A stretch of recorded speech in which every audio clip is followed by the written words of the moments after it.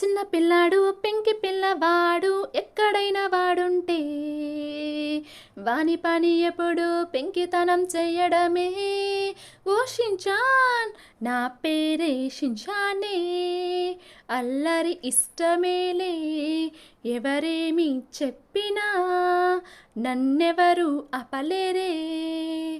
Come on baby ఆడుద డాన్సులే, మనమందరము ఆడి పాడి నవ్వులే చిందులే ఊరంతా తిరుగుదాం.